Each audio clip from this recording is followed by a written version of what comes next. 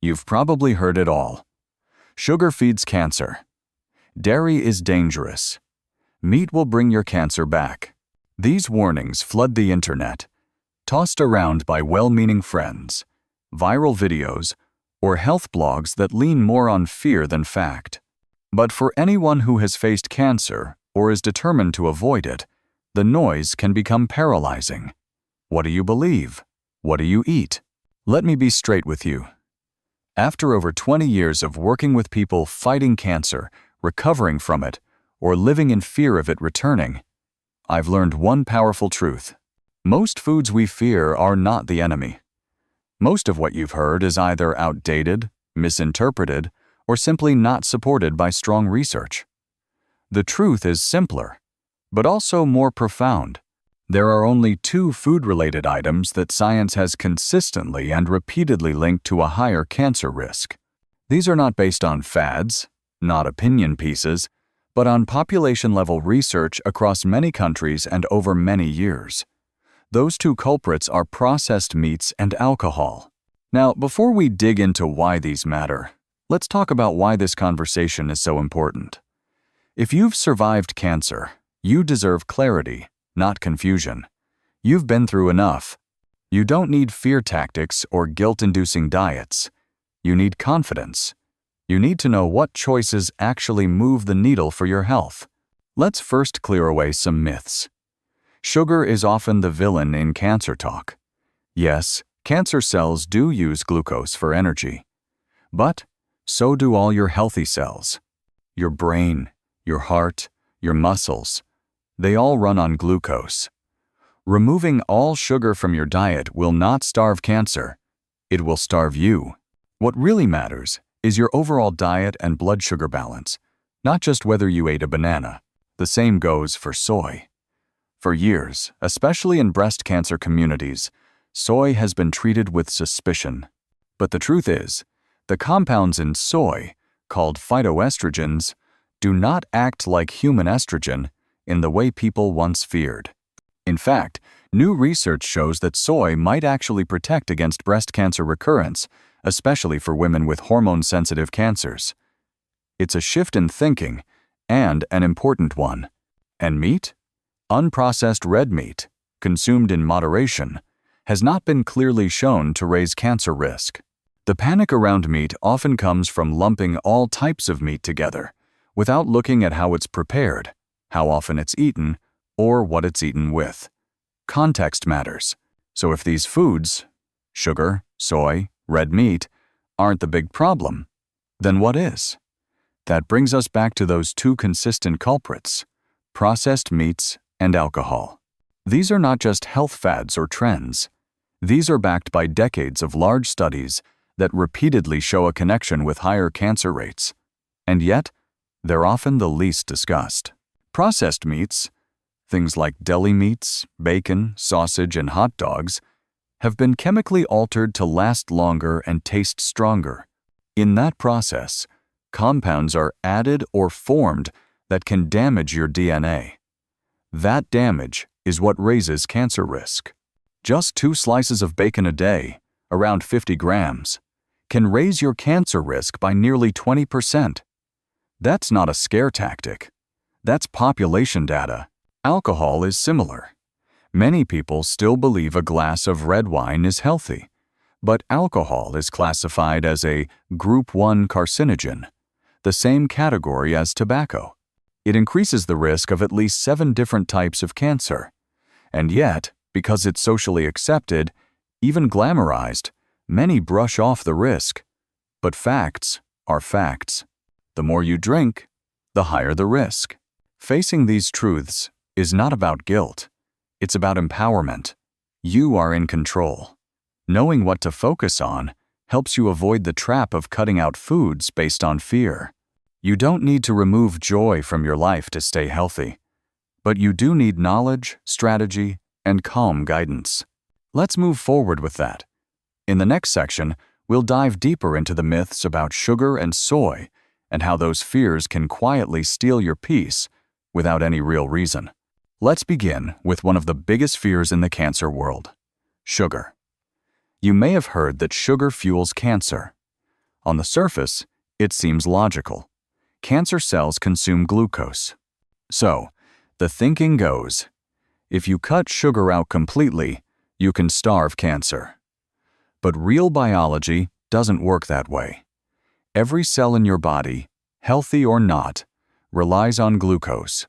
Your brain can't function without it.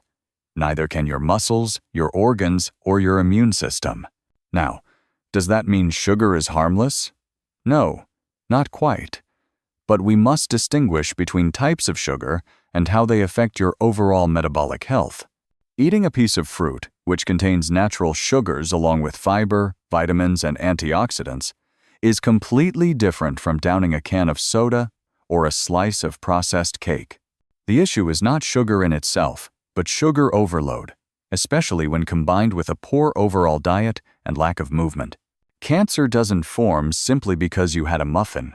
It forms over time, influenced by many factors: inflammation, chronic stress, hormonal imbalance, and yes, diet, but not because of one single ingredient.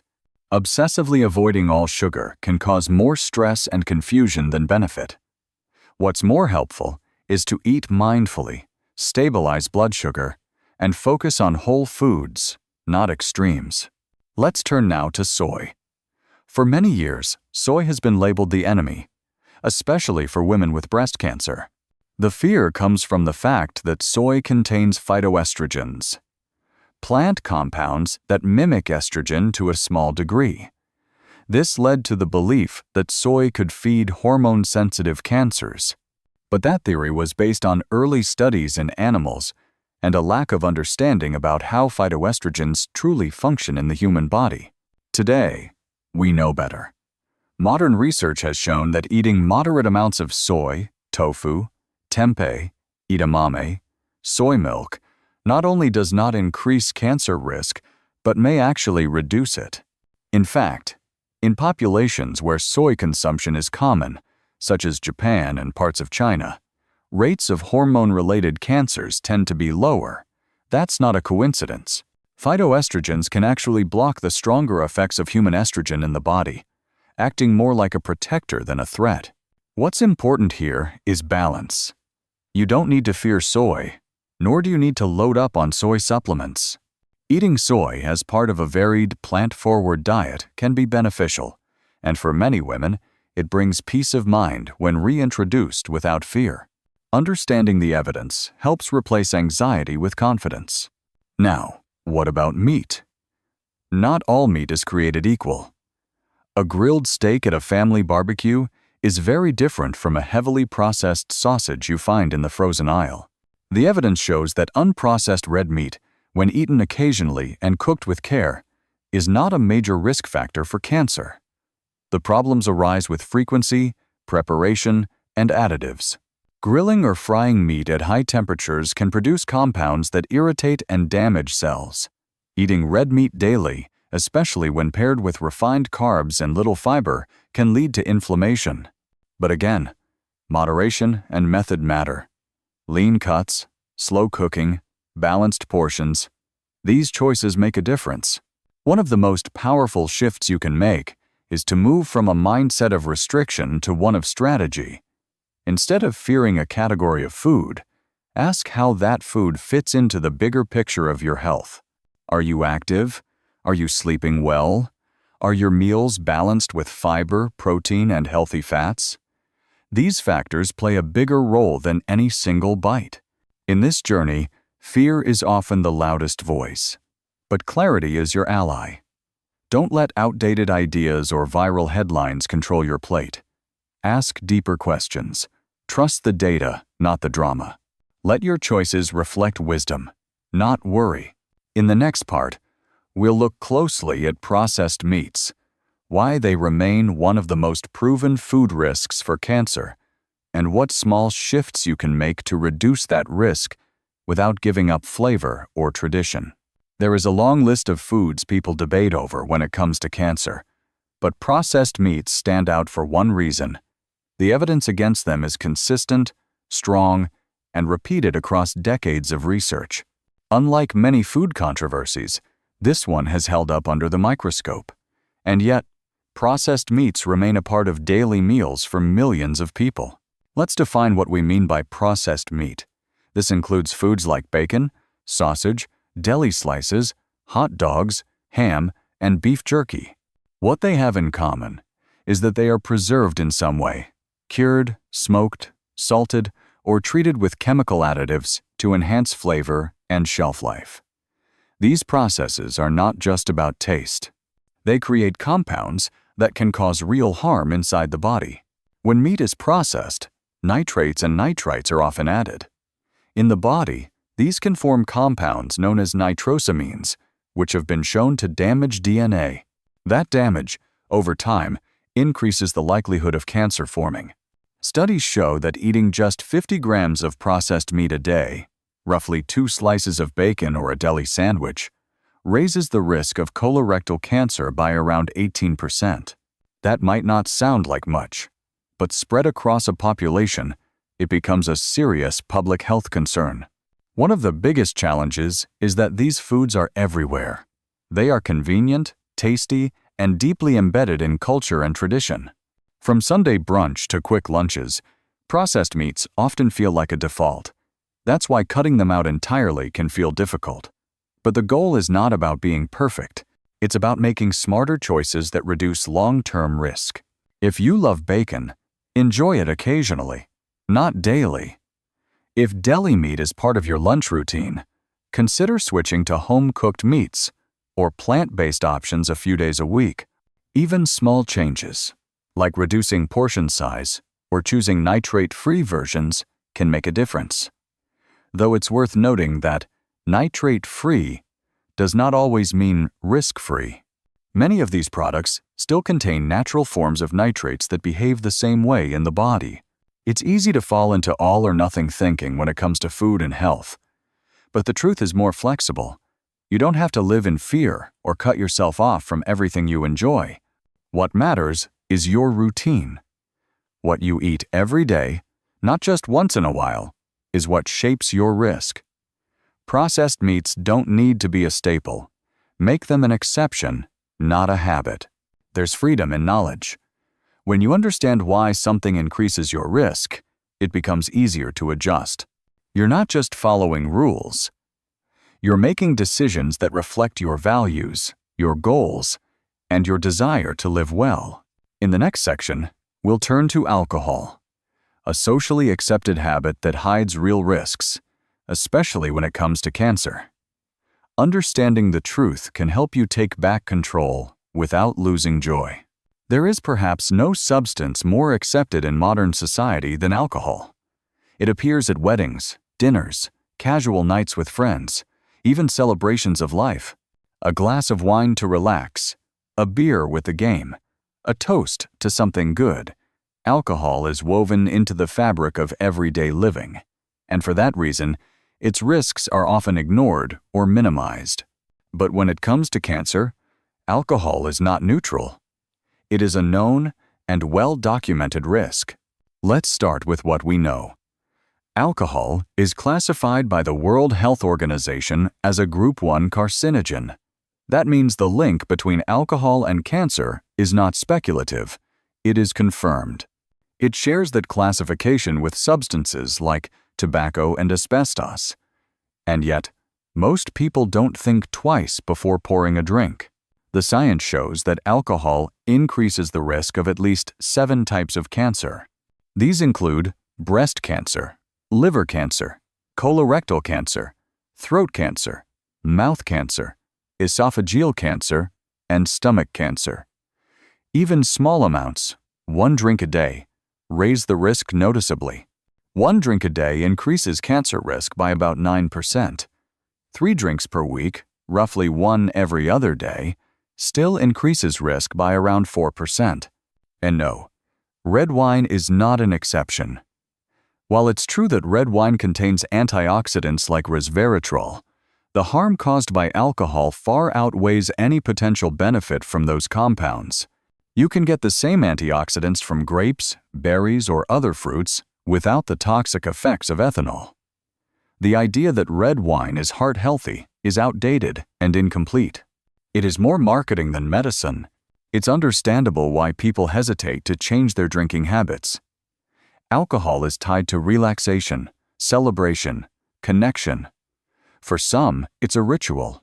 For others, a way to unwind after a stressful day. But it's worth asking, what are you really reaching for? Is it the drink itself, or the feeling you associate with it? If it's relief, comfort, or escape, there are other ways to get there. Safer ways, healthier ways. Some people find it helpful to explore non-alcoholic alternatives. Today, there are more options than ever. Alcohol-free beers, wines, and spirits that give you the ritual without the risk. Others take a closer look at why they drink. Is it habit, peer pressure, or boredom? When you understand the root, you can make better choices. What matters most is that you are informed. You don't need to quit entirely unless you want to. But every drink you skip is a step toward lowering your risk. It's not about fear, it's about power.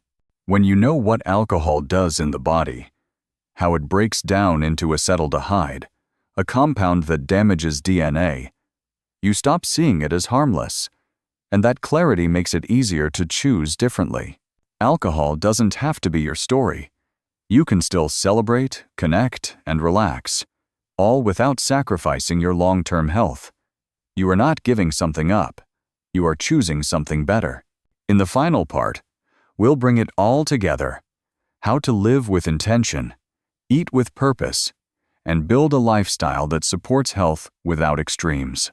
The moment you hear that certain foods raise your cancer risk, it's easy to fall into an all-or-nothing mindset. You might feel tempted to cut out entire food groups, to eliminate everything that ever came in a package, or to live under a constant cloud of guilt about what's on your plate. But that kind of rigidity does not create freedom. It creates fear. Health is not a list of forbidden foods. It's not about counting every bite or living with constant anxiety. It's about awareness. It's about understanding what really matters and choosing what serves your body, your mind, and your future. Living well after cancer, or with a family history of it, doesn't mean you need to live in restriction. It means living with intention. We've talked about processed meats and alcohol, the two strongest, most clearly documented dietary risks for cancer. And yes, reducing or removing them from your regular diet is a smart move. But beyond that, the bigger question is, what are you adding to your plate? Focusing on what to remove can create stress. Focusing on what to include builds health. Fill your meals with fiber-rich foods, vegetables, fruits, legumes, whole grains. These foods don't just nourish your cells. They support your gut, stabilize your blood sugar, and reduce inflammation. They are your true allies. The goal is not perfection, it's consistency. You can eat well without being extreme. You can enjoy meals without guilt. What matters is the pattern, not the exception. If you have a slice of cake on your birthday, or a glass of wine at a celebration, that does not erase your progress.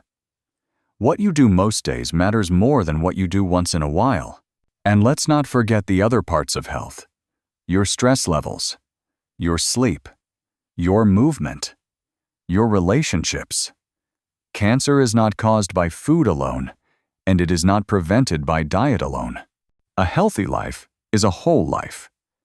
That means caring for your emotional well-being, staying active, getting rest, and staying connected to people who support you. If you find yourself overwhelmed, come back to one question: what's one small thing I can do today that supports my health? Maybe it's preparing a meal at home instead of ordering out. Maybe it's taking a walk instead of sitting with the news. Maybe it's drinking water instead of wine. These little steps matter. You do not need to fear your food. You need to know your food. And from that knowledge, you can create a rhythm of eating that brings you energy, peace, and confidence. You are not powerless. You are not at the mercy of every headline or every trend.